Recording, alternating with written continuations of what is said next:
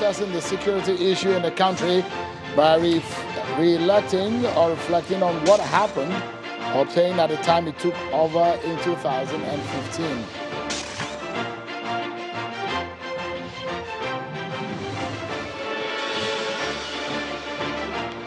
And tonight we'll deliberate on the issues of leadership in the nation ahead of the 2023 election. What sort of president does Nigeria need in 2023?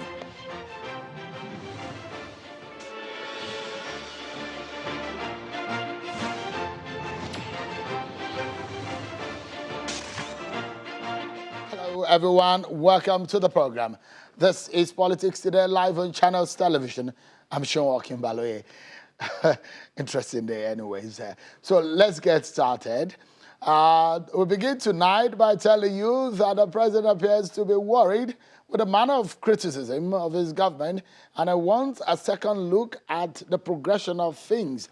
President Buhari is asking Nigerians to be fair to his government in assessing the security issue in the country by reflecting on what obtained at the time he took over in 2015 and the successes as well as performance which, according to him, mark a decisive break from the past, particularly in the northeast and the south-south region of the country.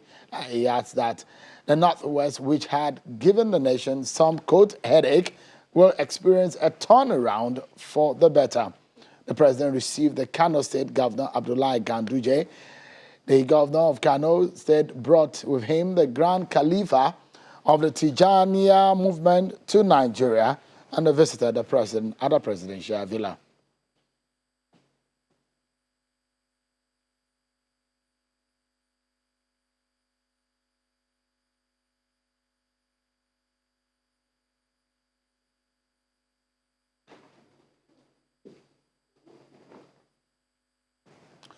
Well, then we'll move on from that to get to see some of the political roundup stories.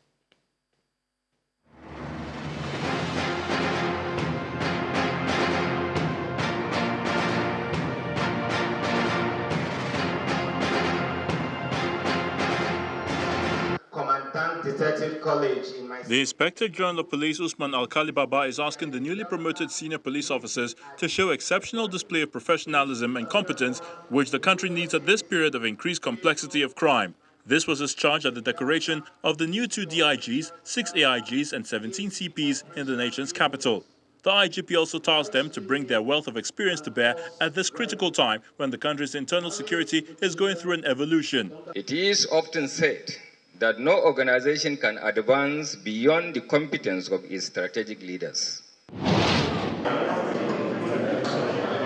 River State Governor Nyesom Wike has given a 48-hour ultimatum to the 23 council chairmen in River State to identify illegal refinery sites in their localities or prepare to leave office.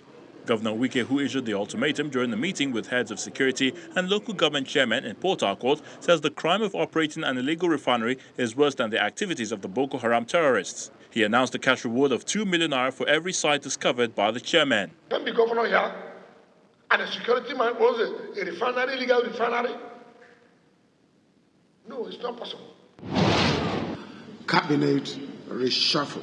Governor Samuel Otom of Benue State has read the Right Act to members of the State Executive Council on financial impropriety and incompetence as the administration enters its final days with the hope of leaving the people of the state with legacies of good governance and dividends of democracy. Governor Otom gave the warning to sack no-performing appointees at the Government House while inaugurating 13 new members of the Executive Committee following the resignation of some appointees to seek election, while others were affected by a minor cabinet reshuffle to re-energize the vision of the Otom administration. I wish to draw the attention to the fact that they have assumed office at a time challenges are numerous. Told Mr. President about my effort of building. And Taraba State Governor Darius Ishaku is asking the federal government to reconsider its stand on the reimbursement of state governments that execute federal road projects if truly the Mambila hydroelectric power project is realizable and workable. Briefing journalists in Kurumi local government area of the state shortly after inspecting the ongoing Mararaba Baisa Abong Road leading to the proposed site of the dam, the governor disclosed that he has told President Muhammadu Buhari that it's only the feasible road on a lower gradient. Is the only road that can take you to the Mambila hydropower dam site that is feasible.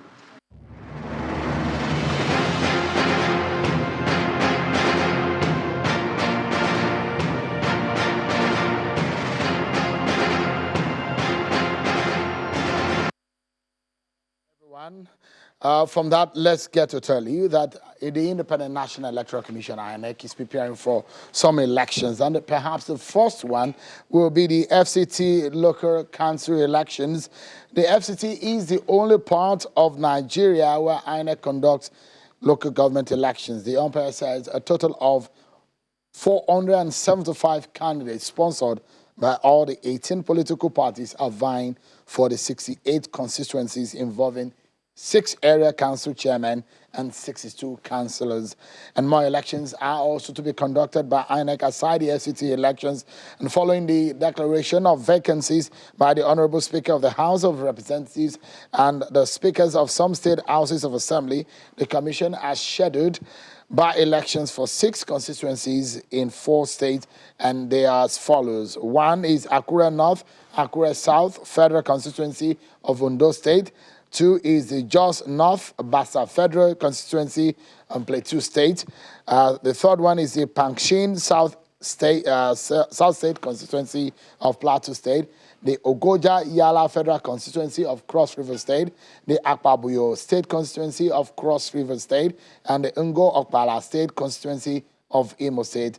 These elections were held on Saturday, the 26th of February 2022, immediately after the FCT area council elections.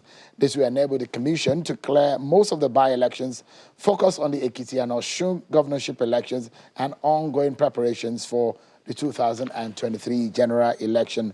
Some of the vacancies, according to INEC, arose as a result of the death of the previous occupants, substantial disruption of the electoral process, and fulfillment of constitutional and legal requirements in the electoral process. Those are some of the updates coming from the electoral umpire, INEC.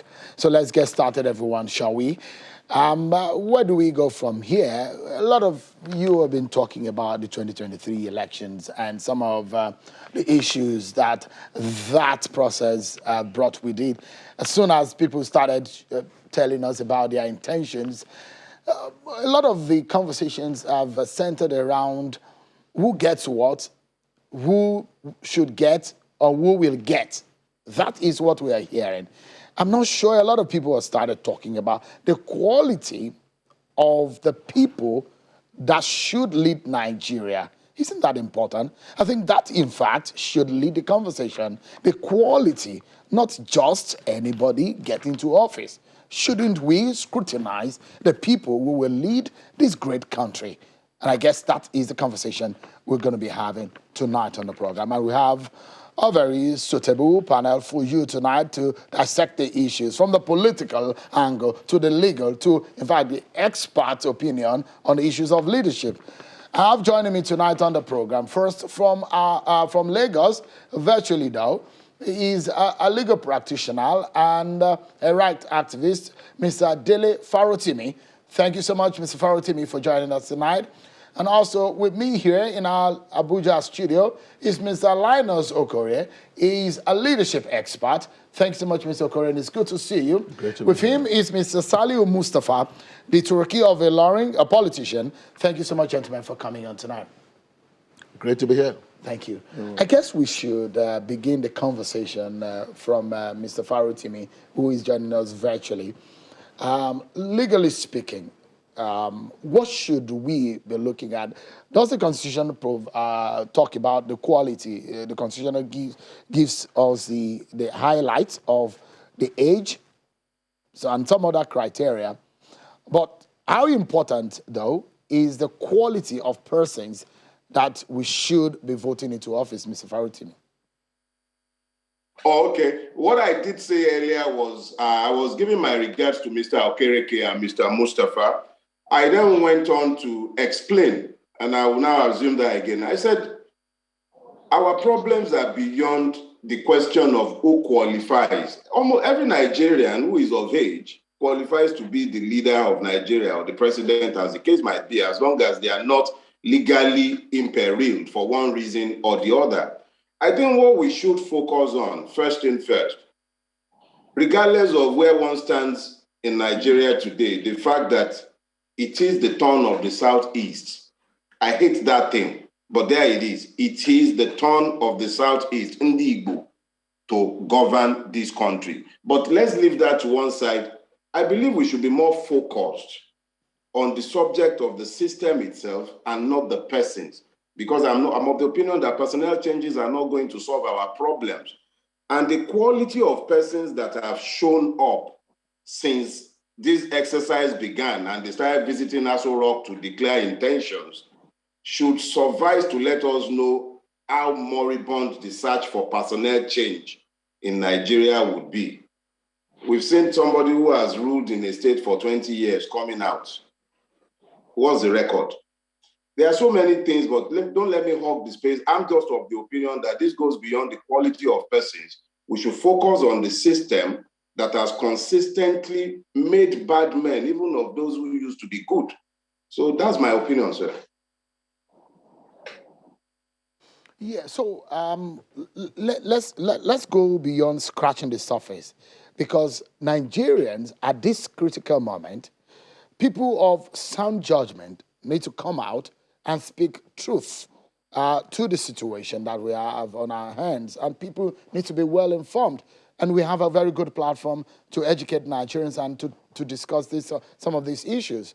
So when you talk about the system, what about the system? How do we fix it? Okay. Look, there are everything that could possibly be wrong with a governance system is wrong with our governance system. Everything. Let's begin with the issue of structures.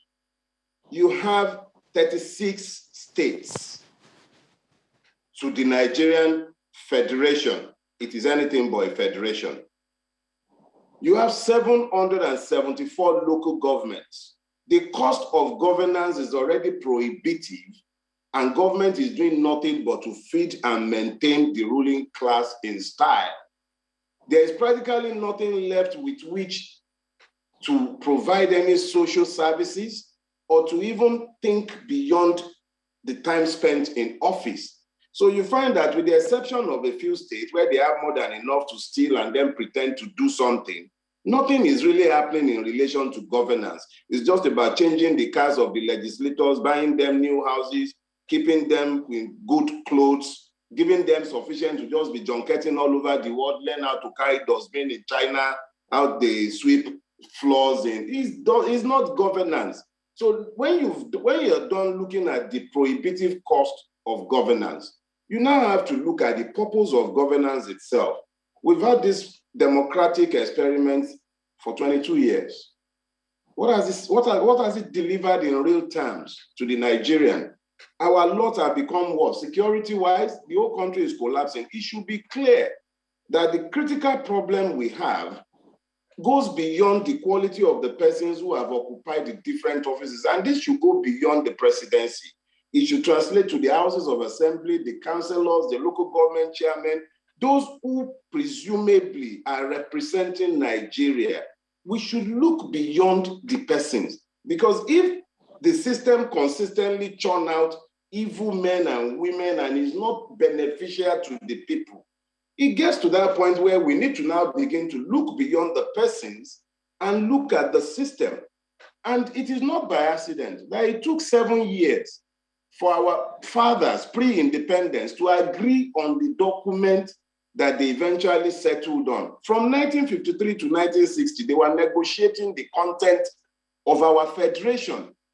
That federation is effectively dead. What we have today cannot be called a federal system, and we all know this. But we keep lying to ourselves that perhaps if a better person gets into office, the thing will change. That was how we started. Obasanjo came. Obasanjo, for me, is the best iteration of this system, and yet, what did they achieve? Nothing. Whatever he might have done could be done away with a stroke of the pen by the next person who comes into office, because our system is not anchored on law, it's anchored on impunity. This is not a democracy. So we need to first of all understand that we can bandy words around, call this a federal system, call it a democracy, call ourselves citizens, call them leaders, but they don't become those things we call them simply because we call them so. The fact on the ground is that Nigeria is worse off today. People are even yearning for Abacha. That's how bad things have become. So if it's not that bad, how can we be looking? Please, our issue goes beyond personnel changes. And I will say this, I listened to the round of interviews granted by Obong Victor Atta, and the man was saying something that madmen like us were saying 2, 3, 4, 5 years ago. Nigeria, we break up violently if we do not find a way to address our structural, political, and lawlessness problems. It's not about where the person who becomes the president comes from or the person who becomes the governor. All right. God forbid that. We never pray for a military intervention we keep saying those or prayers. a breakup of the country. That is a prayer anyways, and we hope that doesn't happen. I'll come back to you, Mr. Farutimi, in a moment. But let me come to Mr. Linus Okori and Mr. Salihu here. We look at things. You are a professional leadership coach. If you are to coach a group of Nigerians on what to expect in selecting or electing the kind of leaders that Nigeria needs, considering the challenges that we face right now, what would you be telling them? Okay, so it will interest you to know that I have already set up a roundtable, a leadership roundtable that will be putting on the spot the critical competencies, leadership competencies every Nigerian should watch out for. We want to see these competencies, these leadership capital competencies in the lives of those who want to be even president, governor, or whatever position that you want to occupy. In 2023, Nigerians should know, for anybody to seek for political office, there are specific leadership competencies that they must own. Number one, compassion. Compassion. In fact, if the purpose of a thing is not known, abuse is inevitable. It is when someone is driven by huge level of compassion, he has looked at the sufferings of the people. The people are suffering, and the suffering of the people had gotten to him, and he is inspired by calling based on the compassion to step up and do something that will better the lives of the people. It's a premise. That's where you start from. There's a why. Why am I running for political office? There's a purpose around it. That purpose is, first of all, compassion. How compassionate is this individual? His activities in the past, has he shown any level of compassion that is interested in the rise of his people? Very important. The second element is vision. When somebody says, I want to run for office, the first thing I would like to find out, what is your grand vision? The grand vision is not necessarily what do you want to do when you become president or governor. The most important thing is, where do we see your leadership at the end of your 4 years or 8 years? It has to be vivid. It has to be clear. There must be some clear direction, like a great Nigeria filled with endless possibilities of sector by sector approach. This is the vision. The quality is vision that drives growth. When somebody is visionary and is not ambition is different. You might not have a calling. You just want to become president or governor for the name, not for the vision. You're not driven by any vision.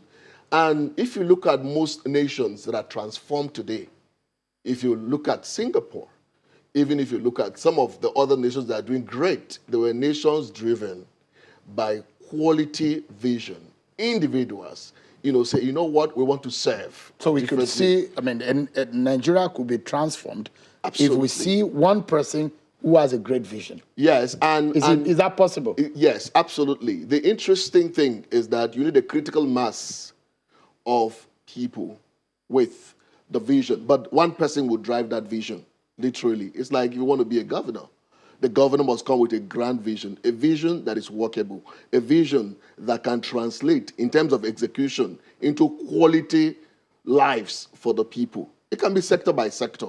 But what I'm saying to you is that without vision, nothing should be done. Also, this vision must correlate with the present challenges. Absolutely. I mean, if somebody comes in and he says, I want to transform a country, the person must see beyond the reality. Vision sees beyond reality. Reality, things are really tough, right? The leader comes in and says, you know what? I will stretch in order to make things different. And when he is doing that, the leader now serves by example. What does that mean? The leader now says, you know what? I won't touch public money, right? My policies will be people-friendly, right? He begins to, you can feel it, you can see what that means. So if somebody has compassion, somebody is courageous to have a vision, you can tell. The other thing is, what are his antecedents? Antecedent means, what has he done before, right? Whether it's in private sector or in public sector, that, you can say this person was head of this institution, see the impact of it. The person didn't steal money. The person was part of a great institution. The person created the right policies that impacted the lives of the people positively. And remember that politics is about the welfare of the people. And if the programs or policies do not impact positively on the people, then there is a challenge. All right. I'll come to you. I'll come back to you in a moment. You are a politician. And you are of the APC. The president is saying today that assess me based on where we were and now. For the president to be saying, it does look like there is a little appreciation of what is being done, or there is a misconception about what is being done right now. But we're going into another dispensation, looking for, the president would have served out his 2-term in office of 8 years. The APC is looking for also someone who will succeed President Buhari, but the PDP is saying, look, we want to take the APC out. Internally, what is the APC's thinking about the state of the nation and the succession plan? Well, basically, the APC as a party, from what you heard the president said, has done very well and is also appealing to the people to assess his government or his administration based on where we were before he came in. You see, APC as a party today will definitely want to continue in office so that whoever takes over will be able to consolidate on the gains and the foundation already built by the present administration. In doing that, people will be able to see more of the dividends and be able to reap some of these foundations that have been laid down by the present administration today. We tend to forget easily that sometimes it is so difficult to build, but it's easy to destroy. We knew where we were years before the APC came in, and we knew what the character of the individual that is leading us today. We knew how it helped us a lot. Like my brother was emphasizing earlier, I want to pick from the issue of corruption. As a country, as a system, one of our major problems has always been corruption. But if we can have leadership by example, those that will be able to lead by example, to say, look, this is my leader. He will not tolerate X, Y, Z. Then why do I do that X, Y, Z? That is what we are lacking.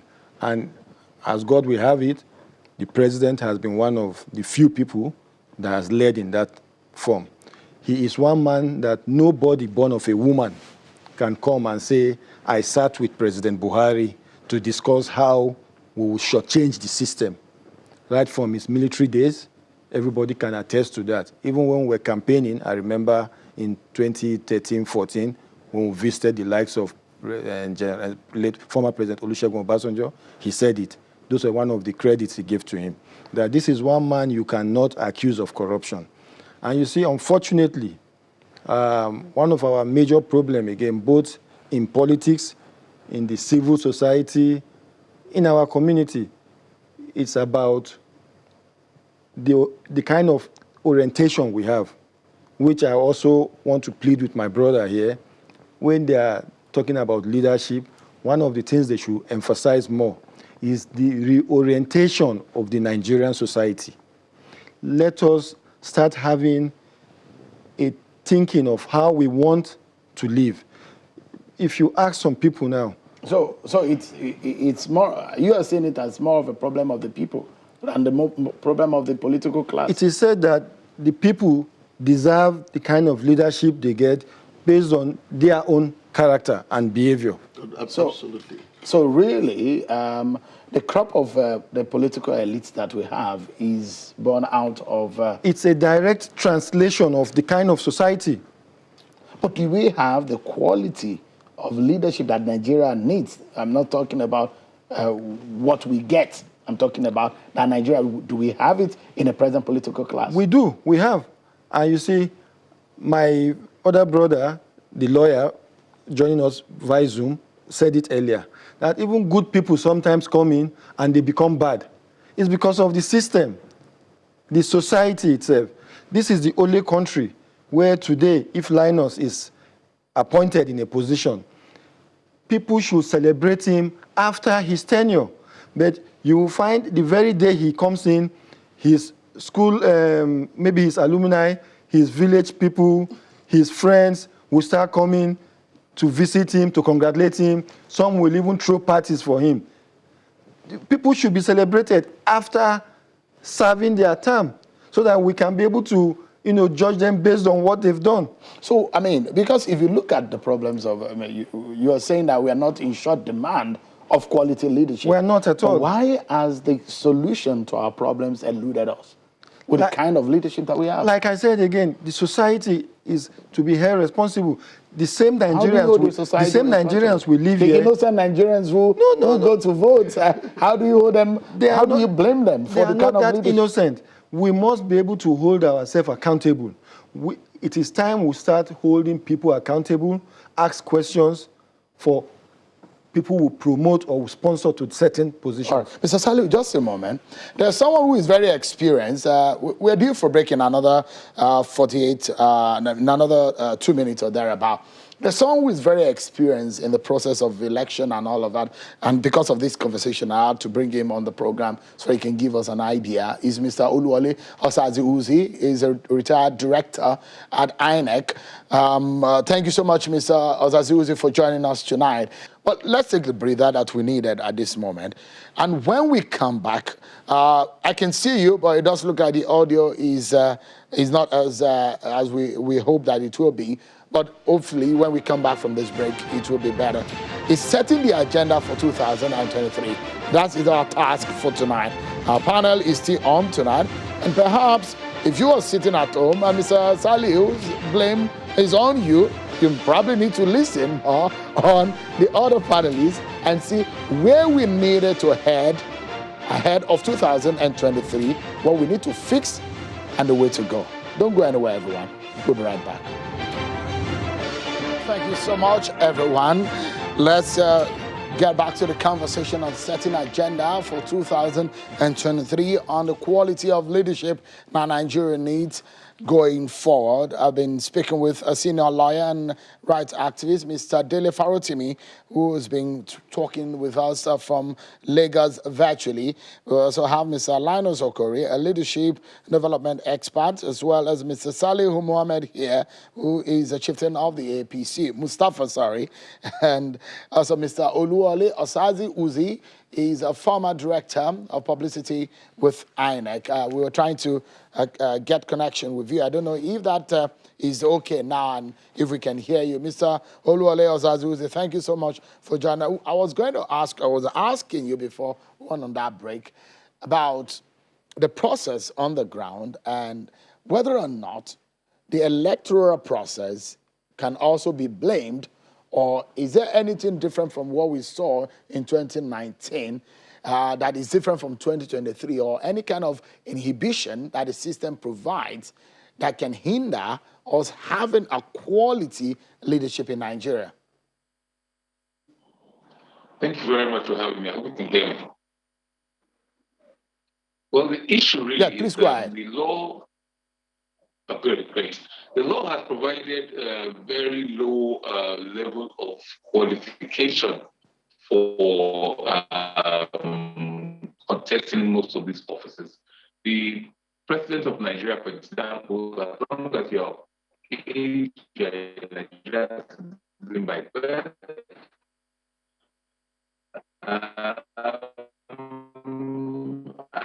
you are educated up to secondary school level. Now, many argue, and with some justification, that a school leaver without too much experience will not be able to cope, to have the intellectual. Apologies for the bad quality of the audio there from the connection with Mr. Oluwole Osazu, who's here. I've been expecting and I'm so anxious for the kind of engagement we could expect from Mr. Osazu with his experience working with INEC and the process. If anything improves in that connection, definitely we'll get him back. But let's see go virtual with Mr. Farotimi. You heard the interventions of my guests here in our Abuja studio. And we're looking for the way forward. I mean, on one hand, it's that people need to change their orientation if they want the quality leadership. Mr. Linus Okorie also has mentioned as much as talking about some of the criteria that we need to see in the kind of leaders that we need. You talked about the system. How do we go forward in fixing it? The law, you said, is a major issue too. Mr. Linus Okorie particularly was very idealistic in laying down the parameters of what we need to be looking for in a leader. And that is completely correct in an ideal environment, in an ideal situation, but ours is far from being an ideal situation. He spoke to vision. Unfortunately, the one thing that has never been present in the governance of Nigeria is vision. We've been ruled by base myopic men.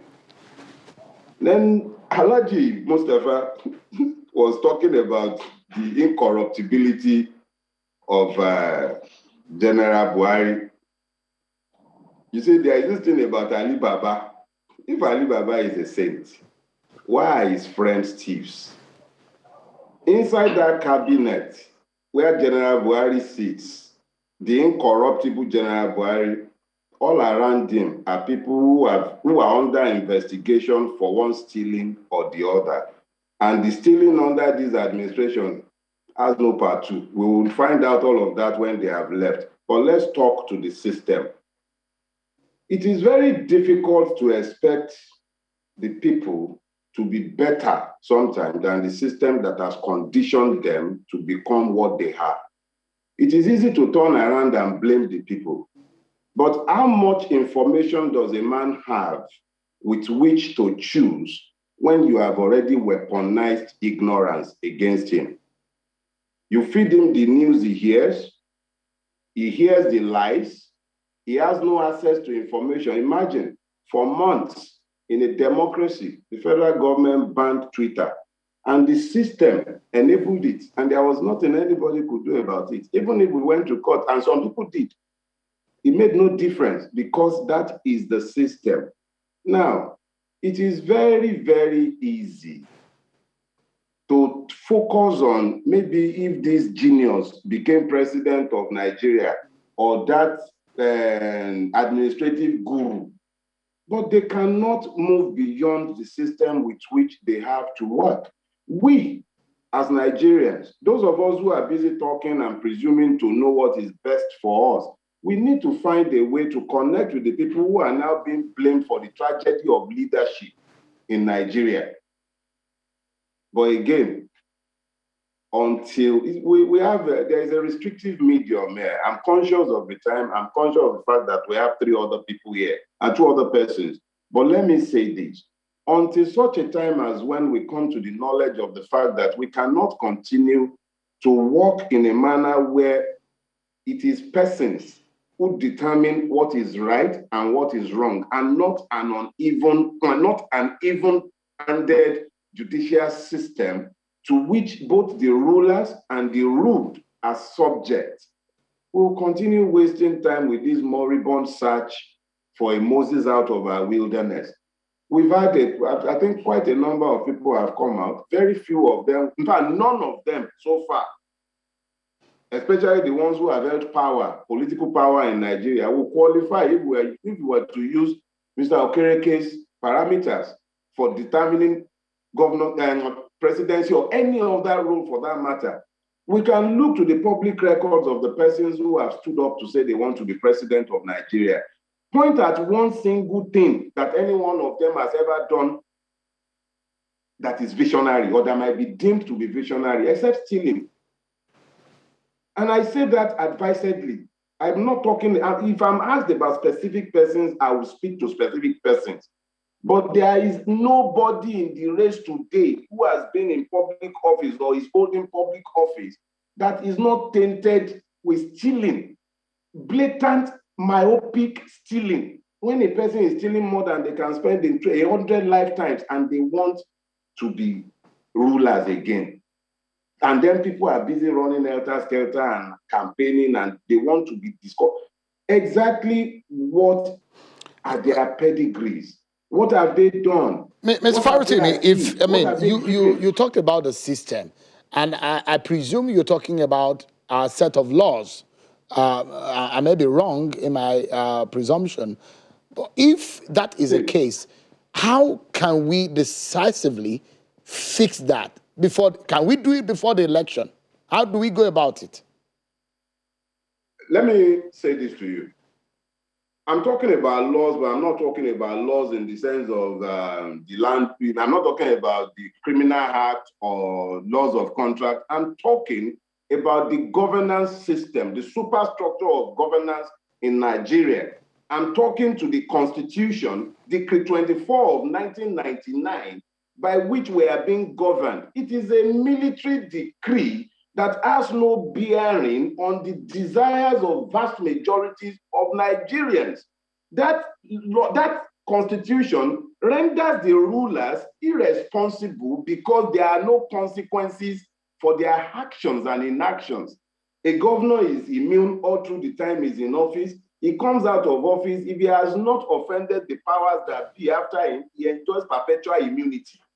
The people are getting poorer by the day. I like the Mustafa was talking about the difference between 2015 and now. I believe it was Bill Clinton. He said, is the economy stupid? That was what he said. I will say to you today, is the system stupid? All of us, we are being stupid because we are not looking to the real problem. We have to change the constitution. Now, can we do it before the election? Look, when people mean to do the right thing, you don't need forever to achieve it.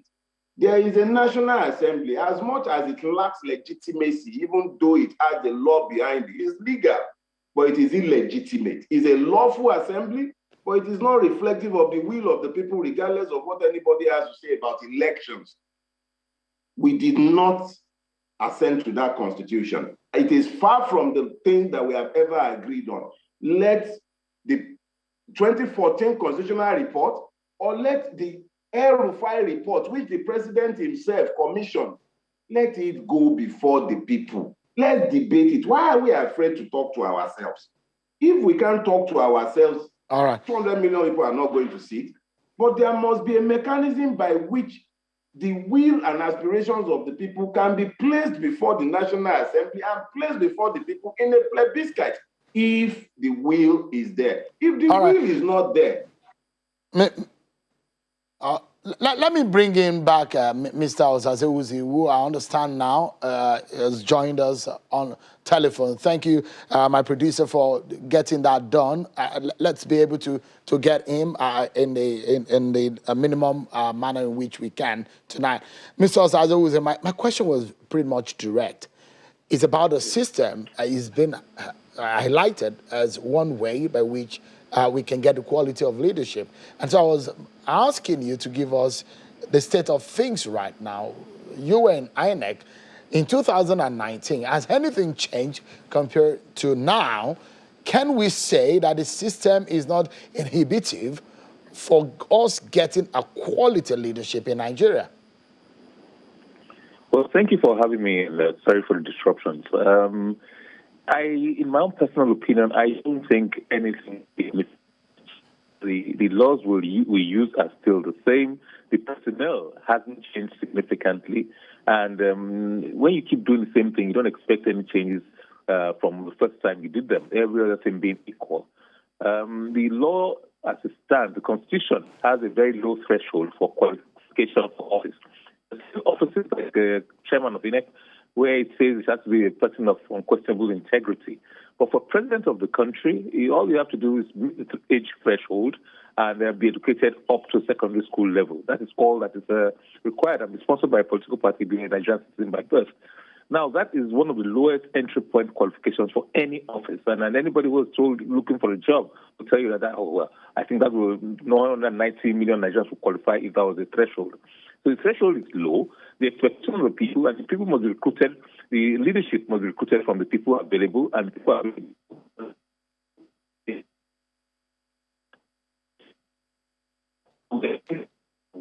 ballot is very difficult for some and very, very easy for others, especially those who have ballots. It's so difficult to now get to hear what I was just enjoying his line of conversation. And you, let me come back to you. Yes. Our agenda tonight is to allow Nigerians to have their minds prepared into making a decision. Our role in China's television is for the people. Absolutely. To get them to make the right decision by bringing to the fore this kind of conversation. So tonight, I like you. He said your concept were idealistic. I mean, in the ideal situation. Yes. But we are not in the ideal situation as he has posited tonight. How do we maneuver the Nigerian people who are watching tonight? How can they maneuver? Yes. In this kind of not the ideal according to him. Sir, in our personal lives, in the difficult country where we are in, we come from poverty situation. When we as individuals decide to reinvent our lives and give a personal vision for our lives, we succeed.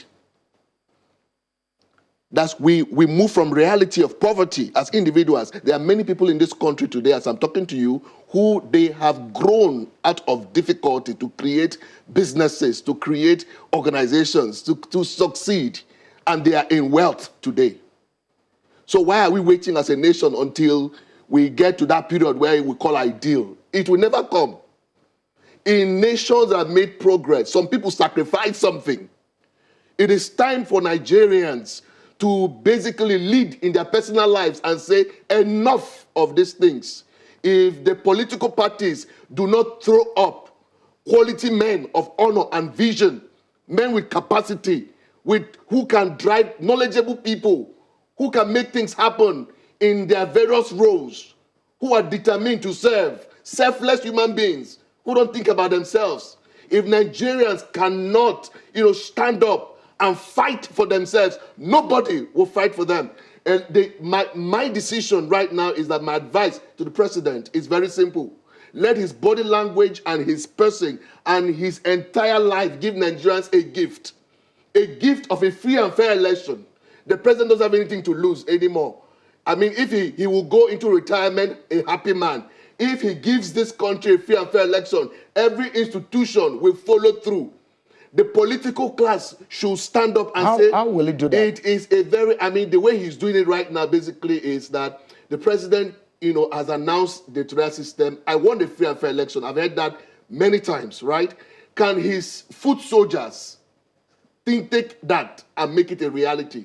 The institutions, the police, the army, all of these institutions and support systems, the INEC itself, can they ensure that the systems that is already right now working, let it work? That reassures the people. Do the political parties, as they are framed present, do they look like doing the kind of things that you're thinking about?